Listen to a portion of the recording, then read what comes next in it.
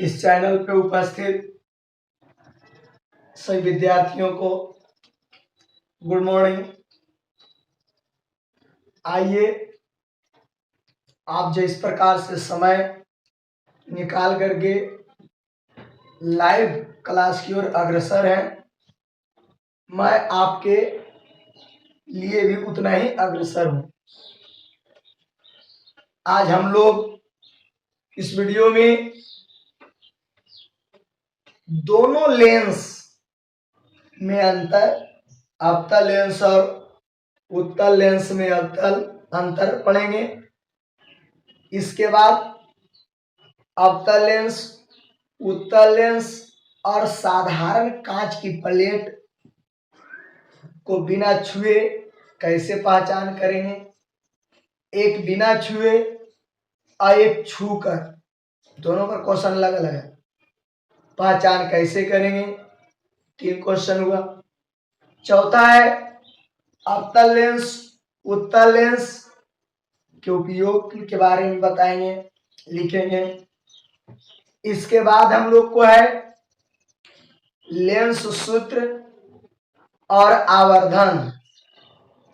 तो इतना थ्योरी के बाद हो जाता है, तो हम लोग को इस चैप्टर समाप्त।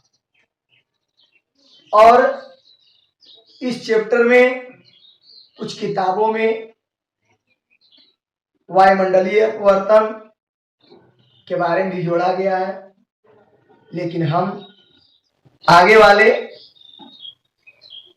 चैप्टर में जब मानव नेत्र पढ़ाएंगे तब वहां पर जब पढ़ाया जाएगा तो कुछ और ज्यादा समझ में आएगा। यही थ्योरी है। तो आइए हम सब पहले अवतल लेंस और उत्तल लेंस में अंतर के बारे में जानते हैं। जिसमें पहला है अवतल लेंस के बीच का भाग पतला और उत्तल लेंस में बीच का भाग चौड़ा। अवतल लेंस में किनारे का भाग चौड़ा और इसमें किनारे का भाग पतला। इसको अपसारी लेंस कहते हैं, अपसारी लेंस। और इसको अभिसारी लेंस कहते हैं। इसमें विद्यार्थी आपने कहा पीछे वाले वीडियो में कि केवल काल्पनिक प्रतिबिंब बनता है और इसमें वास्तविक और काल्पनिक दोनों। इसके बाद आप इसमें पढ़े विद्यार्थी कि इसमें सदैव प्रतिबिंब का जो आकार होता है वो वस्तु से छोटा होता है सदैव। इसमें छोटा, बड़ा और बराबर तीनों होता है। अन्य वस्तु, यदि वस्तु है तो इससे प्रतिबिंब छोटा भी होगा, इससे बड़ा भी होगा और इसके बराबर भी होगा इसमें। तो ये है दोनों का मुख्य अंतर। इसके बाद जब कहेगा छू कर दोनों एक साधारण कांच की प्लेट, उत्तल लेंस और साधारण कांच की प्लेट को छू कर कैसे पहचान करेंगे, स्पर्श कर। एकदम साधारण है। तीनों को बारी बारी से अपने हाथों से स्पर्श करेंगे। स्पर्श करने पर जो बीच का भाग पतला अनुभव हो, कम अनुभव हो तो अवतल लेंस होगा। बीच का भाग उठा हुआ मोटा महसूस हो तब हम उसे उत्तल लेंस कहेंगे। और बिल्कुल चिकना रहे, समतल रहे, कोई अंतर ना हो, इस प्रकार से करने पर कोई अंतर ना हो तब वो साधारण कांच की प्लेट होगा। लेकिन विद्यार्थी ये तो हम लोग को हुआ छूकर, स्पर्श कर। लेकिन कहेगा बिना छुए, उसका मतलब प्रतिबिंब की सहायता से बताना है, प्रतिबिंब की सहायता से। तो लेंस को नहीं छुएंगे, लेकिन इस लेंस को उठा करके ले जाना पड़ेगा। आप स्टूडेंट बॉक्स में इस प्रकार से एक लेंस बना रहता है, आप देखते होंगे। इसको आप यहां पकड़ते हैं और छपे अक्षरों के पास ले जाते हैं, छपे अक्षरों के पास। समझ रहे बात को? तो पकड़ना तो तीनों को पड़ेगा, अवतल लेंस को भी, उत्तल लेंस को भी, और साधारण कांच की प्लेट पारदर्शी जो रहेगा सबको, तीनों को पकड़ना पड़ेगा। और तीनों को पकड़ पकड़ कर करके,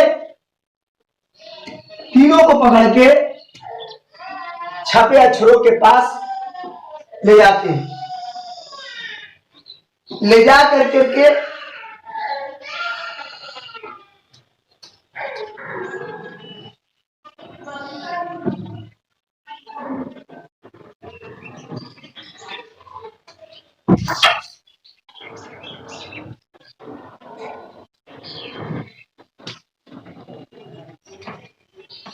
विद्यार्थी बिना छुए का बात करेंगे हम लोग कि बिना छुए कैसे करेंगे। तो हम लोग को इसको नहीं छूना, इसको नहीं छूना, यहां स्पर्श, इसकी सतह को स्पर्श नहीं करना, बल्कि इसको उठाना है और उठा करके ले जा करके छपे अक्षरों को देखना।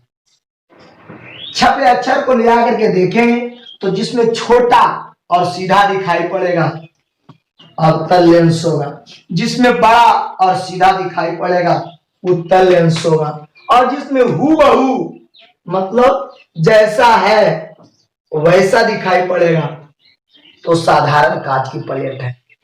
तो आप फिर से इस बातों को सुनिए, छू कर, स्पर्श कर कहेगा तो इसको सतह को छूना है, छूने पर जो बीच में धंसा मालूम पड़े अवतल लेंस, छूने पर जो उठा हुआ मालूम पड़े उत्तल लेंस, छूने पर बिल्कुल समतल हो, चिकना हो, तब ये साधारण कांच की प्लेट होगा। तो ये हो गया छू करके तीनों को पहचान करना, बिना छुए, बिना स्पर्श अथवा प्रतिबिंब की सहायता से करेगा तो तीनों को बारी बारी से उठाएंगे और छपे अक्षरों के पास लाएंगे। एक बार इसको, एक बार इसको, एक बार इसको। जिसमें छपा हुआ अक्षर पहले से छोटा और सीधा दिखाई पड़ेगा अवतल लेंस, जिसमें छपे हुए अक्षर पहले से बड़ा और सीधा दिखाई पड़ेगा उत्तल लेंस, और जिसमें छपे हुए अक्षर हूबहू एक ही जैसा दिखाई पड़े, अन्य जैसा अक्षर है और प्रतिबिंब उसका वैसा ही दिखाई पड़ रहा है तो वो साधारण कांच की प्लेट है। तो आपने इन दोनों प्रश्नों को बहुत अच्छे तरह से समझ गया होगा, हमको यह बात को विश्वास है। समझ रहे? तो हाँ लिखिए। आइए अब हम आपको, बहुत धन्यवाद आप लोग। देखिए विद्यार्थी, हम आपके सामने क्वेश्चन लिख रहे हैं। क्वेश्चन है अवतल लेंस और उत्तल लेंस में अंतर बताएं। ये क्वेश्चन का विद्यार्थी आंसर अवतल लेंस और उत्तल लेंस में निम्नलिखित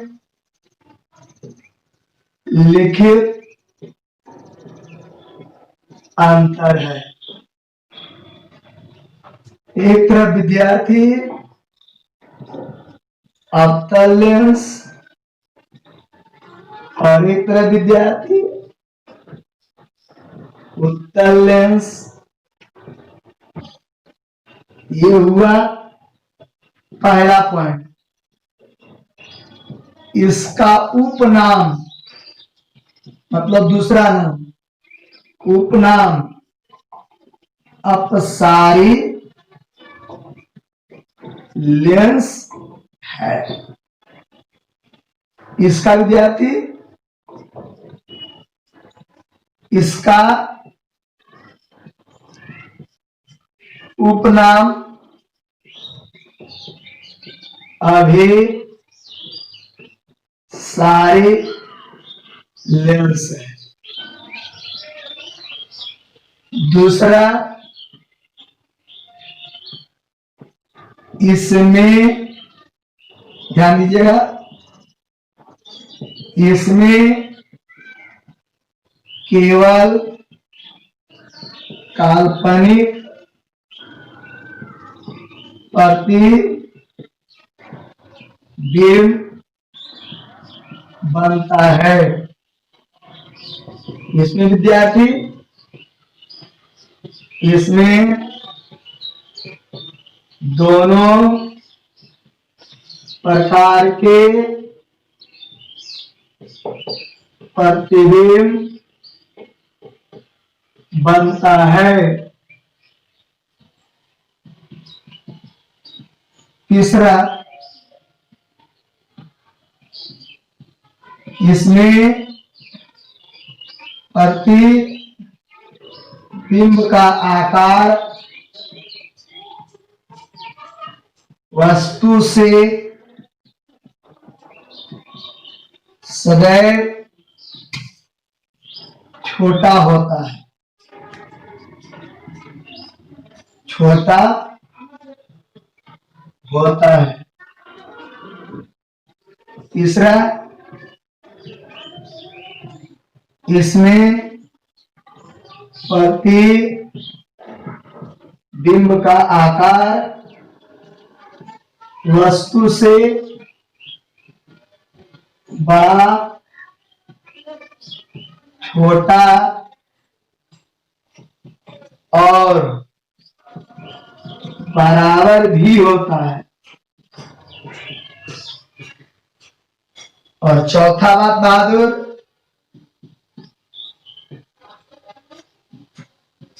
इसमें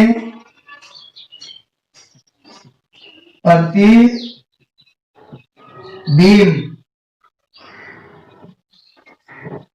आपतित प्रकाश के विपरीत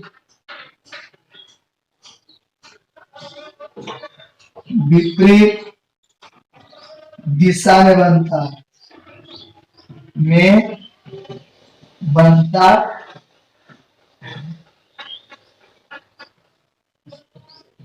इसमें प्रतिबिंब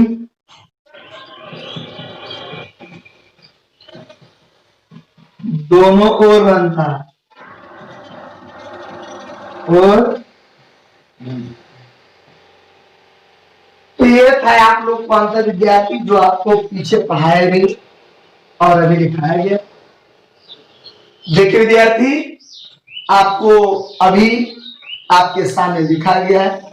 मैं फिर से इसको दोबारा पढ़ देता हूं। इसका उपनाम, दूसरा नाम अपसारी लेंस है। इसका दूसरा नाम अभिसारी लेंस है। इसमें केवल काल्पनिक प्रतिबिंब बनता है। इसमें दोनों वास्तविक और काल्पनिक। इसमें प्रतिबिंब का जो साइज है, आकार है, सदैव छोटा होता है। इसमें बड़ा, छोटा है, बराबर होता है। इसमें प्रतिबिंब आपतित प्रकाश की दिशा में, मतलब ये लेंस है, यहाँ लेंस है, तो इधर प्रकाश आ रहा है तो इधरे बनेगा, इधर में। इसमें दोनों में बनता है। तो ये देखिए,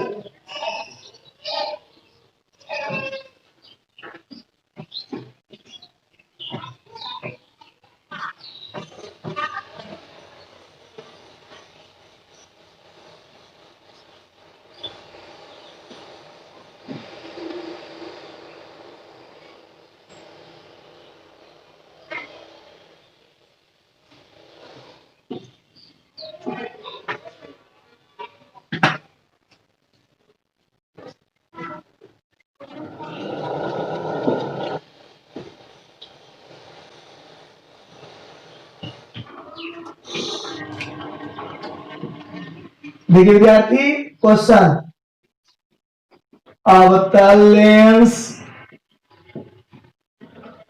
कॉमा उत्तल लेंस और कांच की प्लेट का पहचान बिना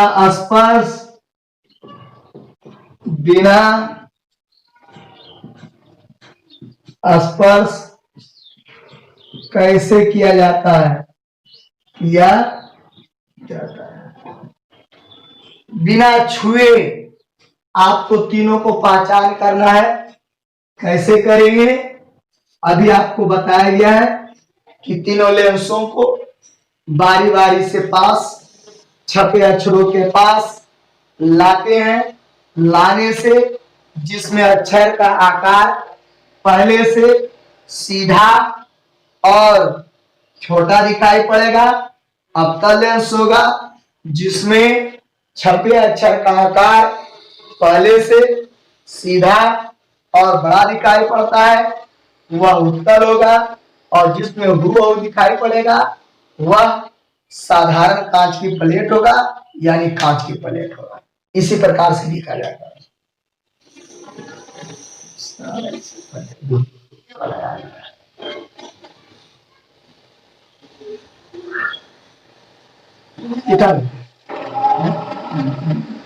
इतना आवाज गलत नहीं करना। देखिए विद्यार्थी, अवतल लेंस, उत्तल लेंस और कांच की प्लेट तीनों को छपे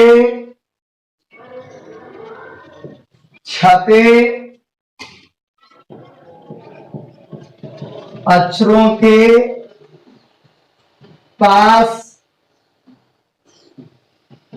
बारी बारी से लाकर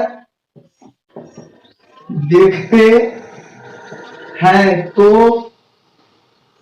हम पाते हैं कि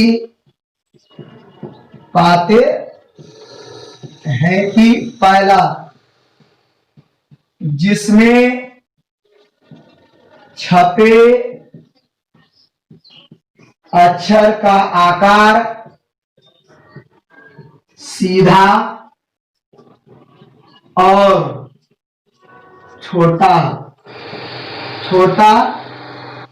होता है। जिसमें छपे अक्षर का आकार सीधा और छोटा होता है, वह अवतल लेंस होगा। अवतल लेंस होगा जिसमें छपे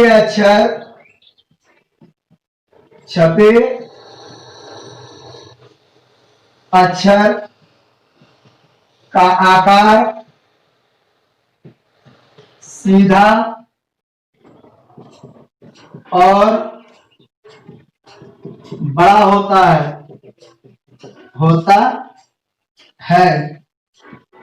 वह उत्तल लेंस होगा। उत्तल लेंस होगा। और जिसमें छपे अक्षर का आकार सीधा और समान होता है, वह कांच की प्लेट होगा। एकदम साधारण कांच की प्लेट होगा।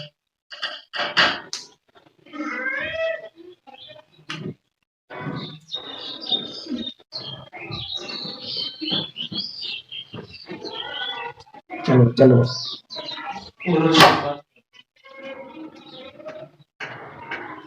देखिए विद्यार्थी, देखिए आपको उस प्रश्न का उत्तर को बोर्ड पर साफ साफ दे दिया गया है। अवतल लेंस, उत्तल लेंस और कांच की प्लेट तीनों को छपे अक्षरों के पास बारी बारी से लाकर देखते हैं तो हम पाते हैं कि, मतलब उसमें अनुभव करते हैं तो जिसमें आपको महसूस हो कि छपे अक्षर का आकार सीधा और छोटा दिख रहा वह अवतल होगा, जिसमें बड़ा दिख रहा है वो उत्तल होगा, और जिसमें समान हूबहू एक जैसा हो वह आपको साधारण कांच की प्लेट यानी कांच की प्लेट। तो ये हो गया विद्यार्थी जी प्रतिबिंब की सहायता से। इसी को क्वेश्चन को कह सकता है, क्वेश्चन बदल सकता है कि प्रतिबिंब की सहायता से अवतल लेंस, उत्तल लेंस और कांच की प्लेट की पहचान कैसे किया जाता है। तो जवाब यही है। लेकिन यहां पर बिना शब्द हटा देंगे अवतल लेंस, उत्तल लेंस और कांच की प्लेट का पहचान स्पर्श कर कैसे किया जाता है, तो थोड़ा सा ये बदल जाएगा। आइए अभी हम यहां से क्वेश्चन को मिटाते हैं, गौर कीजिएगा, देखिए गौर कीजिएगा, क्वेश्चन बन गया है। ऊपर क्वेश्चन आप लोग पढ़िए, क्या मालूम हो रहा है, पढ़िए। अवतल लेंस, उत्तल लेंस और कांच की प्लेट का पहचान स्पर्श कर कैसे किया जाता है। कमेंट में जो लिखना है लिखिए। देखिए गौर से, क्वेश्चन बदल गया है, चेंज हो गया है, आप भी चेंज कर दीजिए अपना कमेंट। देखिए तो अभी आपको बताया गया कि छूने पर जो बीच में धंसा रहेगा अवतल लेंस, छूने पर जो बीच में उठा हुआ रहेगा उत्तल लेंस, छूने पर बिल्कुल प्लेन रहे तो वो कांच की प्लेट होगा। अब इस शब्द को हम लोग इस पर गौर करें। देखिए क्वेश्चन बन गया, अब बनाने की जरूरत नहीं। ये आंसर अवतल लेंस, उत्तल लेंस और कांच की प्लेट तीनों को बारी बारी से स्पर्श करते हैं तो हम पाते हैं कि यानी अनुभव करते हैं। पहला, जिसमें बीच का भाग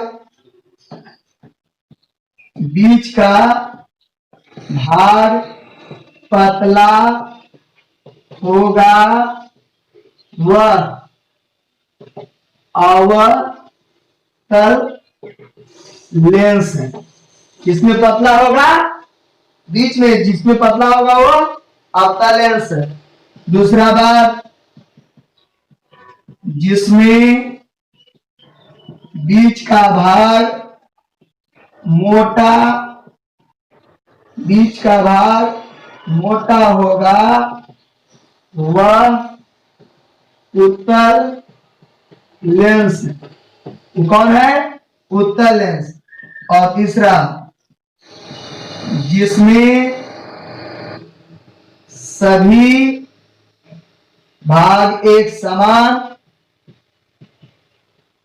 समान होगा वह कांच की प्लेट। देखिए विद्यार्थी, बहुत स्पष्ट शब्दों में 3 लाइन में आप जवाब दे सकते हैं। जो बीच में पतला होगा अवतल लेंस, बीच में मोटा होगा उत्तल लेंस, जिसमें सभी भाग एक समान लगे, ना तो पतला ना तो मोटा, वो कांच का प्लेट है। तो ये आप प्रश्न का जवाब मिला। आप गौर से देख लीजिए, फिर से मैं पढ़ देता हूं। अवतल लेंस, उत्तल लेंस और कांच की प्लेट का पहचान स्पर्श कर, छू कर कैसे करेंगे, तो जवाब हुआ कि अवतल लेंस को लेंगे, उत्तल लेंस को लेंगे और कांच की प्लेट को तीनों को लेकर करके बारी बारी से तीनों को छुएंगे। छूने के बाद आपको तो महसूस होगा, अनुभव होगा, और उस अनुभव के बारे में आप ये बताइएगा कि जिसमें बीच में पतला आपने अनुभव किया वह अवतल लेंस होगा, जिसमें आपने बीच में मोटा अनुभव किया वह उत्तल लेंस होगा, और जिसमें आपने पूरा सभी भाग एक समान जैसा महसूस किया, सब प्लेन महसूस किया, तो वो आपका कांच का प्लेट होगा विद्यार्थी। तो ये आपका प्रश्नों का जवाब मिला। आगे देखिए क्वेश्चन। देखिए विद्यार्थी गौर करें, ध्यान से ध्यान दीजिएगा। अब आपको उपयोग बताते हैं। क्वेश्चन है कि अवतल लेंस और उत्तल लेंस के दो दो उपयोग को लिखें। आइए क्वेश्चन लिख देते हैं, गौर कीजिएगा। अवतल लेंस और उत्तल लेंस के दो दो उपयोग को लिखें। देखिए विद्यार्थी, दो अवतल लेंस का उपयोग लिखना है, दो उत्तल का। आइए पहले हम लोग उसके बारे में जान लेते हैं। अवतल लेंस, जिसके बारे में हम आगे वाले चैप्टर में बताएंगे कि इस लेंस का उपयोग निकट दृष्टि दोष को दूर करने वाली चश्मा बनाने में उपयोग किया जाता है। यानी जिस व्यक्ति को निकट दृष्टि दोष है उस व्यक्ति को निवारण के लिए, उपचार के लिए अवतल लेंस का चश्मा बनाए। समझ रहे हैं बात को? और इसका एक और उपयोग है, दूरबीनों में इसका उपयोग किया जाता है। दूरबीन आगे चैप्टर में पर बात करेंगे। ये अवतल का हो गया। आइए उत्तल लेंस का बात करते हैं। आप अपने घड़ी को बनाने के लिए जब जाते होंगे तो देखिएगा, जो घड़ी बनाने वाला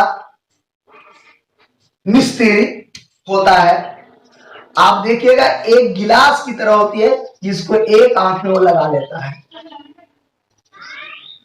वह सूक्ष्मदर्शी की तरह काम करता है, जो घड़ी के छोटे छोटे पार्ट पुर्जों को बड़ा आकार में दिखाई पड़ता है, यानी घड़ी के छोटे छोटे पार्ट पुर्जा को देखने ये भी उपयोग हो गया। और जितने भी कैमरा होते हैं, सूक्ष्मदर्शी होता है, खून जांच, पेशाब जांच, पैखाना जांच, ये सभी में उत्तल लेंस का उपयोग किया जाता है। इसके अलावा आपके स्टूडेंट बॉक्स में भी अक्षरों को पढ़ने के लिए पंडित जी लोग हस्तरेखा विज्ञान को देखने में, हाथ को रेखा देखने में उपयोग करते हैं। जमीन माप, जब जमीन का माप करते हैं तब उसके पठन को पढ़ने के लिए उत्तल लेंस का उपयोग करते हैं। तो बहुत सारा है, आपको क्वेश्चन में दो। तो आइए, उत्तल लेंस का एक और उपयोग है जो मैंने बताया नहीं, जो अवतल लेंस के जस्ट उल्टा है। उसमें दूर दृष्टि दोष, मतलब दीर्घ दृष्टि दोष जिस आदमी को हो गया है, उसको निवारण के लिए, उपचार के लिए उत्तल लेंस के बने चश्मे का उपयोग किया जाता है। तो आइए हम लोग दो उपयोग को लिखते हैं फटाफट। यहां आंसर में लिखिएगा ऐसे करके, अवतल लेंस का उपयोग पहला, यानी निकट दृष्टि दोष के उपचार में, उपचार। दूसरा, दूरबीन बनाने में। योगी बहादुर, अब यहां लिखिएगा उत्तल लेंस का उपयोग पहला, इसी बोलते हैं दीर्घ या दूर दृष्टि दोष के उपचार में। और दूसरा आप लिख दीजिए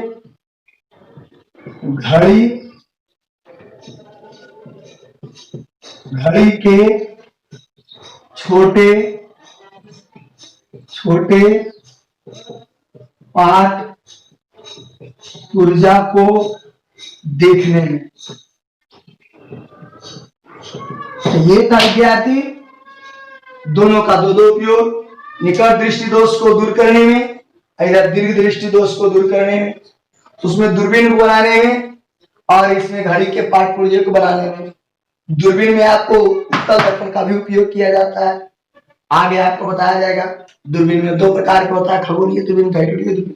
यहाँ पर नहीं, बल्कि आगे की वीडियो में हम आपको प्रकाशीय यंत्र जब पढ़ाएंगे तब पूरा डिटेल करेंगे, वहां पर भी अवतल उत्तल का बात आएगा। सिर्फ यहाँ पर सिर्फ नाम याद रखना, इसका क्या उपयोग है, उपयोग के बारे में बताया। बहुत बहुत धन्यवाद। आगे आप देखते रहें इस वीडियो को पूरा, है कहीं छोड़ के मत जाए, आगे मैं बता रहा हूं। देखिए विद्यार्थी, आगे जो मैं आप लोग के बीच लाने जा रहे हैं उसमें थोड़ा समय लगेगा। इसे आप बिल्कुल समझने की कोशिश करेंगे, पूरा से पूरा वीडियो को देखेंगे। इस वीडियो को देखने तक आप बिल्कुल अपने दिल को थाम कर रखें, क्योंकि ये आपका चैप्टर का अंतिम थ्योरी होने वाला है। तो अंत भला तो सब भला। तो विद्यार्थी, पहले आप डिटेल से इसको गौर करके समझेंगे, सुनेंगे, देखेंगे, और इसको एक दो बार घर पर जरूर रिप्लाई करेंगे। जिसके बारे में बताने जा रहा हूं वो है क्या है, लेंस सूत्र, और है आवर्धन का सूत्र, जिसके बारे में आप दर्पण चैप्टर में भी पढ़ा था। यदि आपको अवतल में सिद्ध कराना होगा तो अवतल कमेंट में लिखेंगे, उत्तल में सिद्ध करना होगा तो उत्तल को कमेंट में लिखेंगे, और यदि दोनों को सिद्ध करना होगा तो ए और बी कमेंट में जरूर लिखेंगे। और यदि कुछ भी नहीं सिद्ध करना होगा तो मोबाइल बंद कर दें। बिल्कुल भाई सही रहेगा। और जिन बच्चों को पढ़ना ध्यान दें, परीक्षा तो परीक्षा है ही है, अभी का परीक्षा आपकी इच्छा है, तो परीक्षा की तैयारी ना करें, अपने आप को तैयार करें। जब आप अपने आप तैयार रहेंगे तो परीक्षा खुद तैयार हो जाएगा। इसलिए विद्यार्थी, लेंस सूत्र है, थोड़ा इसको गौर से। आवर्धन के बारे में पहले बताता हूं, आप पीछे वाला बतिया याद करो। जब दर्पण में आपको बताया गया था तब उसमें प्रतिबिंब की ऊंचाई और वस्तु के ऊंचाई के अनुपात को आवर्धन कहते हैं। अंग्रेजी में इसे मैग्निफिकेशन कहा जाता है, इसलिए इसको एम से सूचित करते हैं। और ये समान मात्रक का अनुपात है। यदि वस्तु की ऊंचाई है, प्रतिबिंब की ऊंचाई है, तो दोनों सेंटीमीटर में है तो दोनों सेंटीमीटर में रहेगा, 1 मीटर में है तो दोनों मीटर में रखना पड़ेगा। जिस मात्रक में हो दोनों एक मात्रक में रखना पड़ेगा, इसलिए मात्रक से मात्रक कट जाएगा, अर्थात इसका कोई मात्रक नहीं। तो जो बात आपको मिरर चैप्टर में था, प्रकाश के परावर्तन में था, वही बात यहां होगा। परिभाषा में कोई अंतर नहीं होगा। आप पीछे वाले वीडियो या कॉपी में जो बनाया है सो, या कॉपी में तो खैर आप नहीं रखे होंगे, आप मोबाइल को ही लाइब्रेरी बना दिए हैं। सेविंग करते जाते हैं, सेविंग करते जाते हैं, सेविंग करते जाते हैं। इसको लाइब्रेरी ना समझे, कॉपी में बनाना जरूरी समझे और कॉपी में बनाए। हाँ, देखने की जरूरत है कि अभी हम आपको कहे तो तुरंत कॉपी खोलना जरूरी बात नहीं है। आप फुटबॉल खेलने के लिए निकल गए हैं, क्रिकेट खेलने के लिए निकल गए हैं और जरूरत पड़ा दोस्तों के बीच तो फटाक दबर अपना मोबाइल, क्योंकि कॉपी किताब कहीं जाएगा नहीं लेकिन मोबाइल कहीं छूटेगा नहीं। इसलिए विद्यार्थी आप फट दबर खोलें और रिप्ले कर लें। यह आधुनिक समय में ऐसी पढ़ाई की व्यवस्था है, काश मेरे जमाने में होता, काश मेरे जमाने में होता और हम भी फुटबॉल खेलते और आपकी तरह पढ़ाई कर लेते मैदान में। देखने और खेलने साथ साथ पढ़ने का भी मजा ले लेते। तो विद्यार्थी, ना तो कॉपी हो ना किताब हो, फिर भी पढ़ाई हो रहा है, बहुत अच्छी बात है, लेकिन आप भी इसके अनुसार अग्रसर रहें, तैयार रहें। ये नहीं कि इधर से जाए और घर में खर्च करे आटा और मोबाइल में खर्च करे डाटा और पढ़ाई का कुछ फायदा नहीं था, तो बहुत गलत बात है। तो आइए, दोनों को परिभाषा आपको मिलाना अनिवार्य है। दो परिभाषा उसमें बताए थे, प्रतिबिंब की ऊंचाई और वस्तु की ऊंचाई के अनुपात को आवर्धन कहते हैं, सही से सूचित किया जाता है, अथवा प्रतिबिंब की दूरी और वस्तु की दूरी के अनुपात को आवर्धन कहते हैं, इसे हम सूचित किया जाता है। कोई अंतर नहीं है परिभाषा में, दोनों को सिर्फ फिगर में अंतर होगा। फिगर यहां जो बनाएंगे सो, और आपने प्रकाश का प्रवर्तन पढ़ा सो, दोनों के आवर्धन में फिगर जब देखेंगे तो अंतर पाया जाएगा, लेकिन डिफिनेशन में कोई अंतर नहीं। उसी प्रकार से लेंस सूत्र जब सिद्ध करेंगे तो आप उसको गौर से देखेंगे। इसके लिए पहले आपको होमवर्क के रूप में है क्या, वो जान लें कि दर्पण सूत्र को प्रत्येक बच्चा जो अपने आप से इंसान बच्चा समझता है, दिल पर हाथ रख करके अपने आप को इंसान साबित करना चाहता है, वो बच्चा 2 बार प्रकाश के परावर्तन वाला दर्पण में जो बताए हैं उसको आप बना कर करके वीडियो करें, व्हाट्सएप करें, तो मैं समझाऊं कि आप मेरे बातों को समझ रहे हैं। तो आज केवल आपको होमवर्क के रूप में रहा, आवर्धन को आप करने के लिए, दर्पण सूत्र को दोबारा बनाने के लिए, तब हम आपको आगे की वीडियो में मिलेंगे सिद्ध करते हुए। तब तक के लिए आज जय हिंद, जय भारत।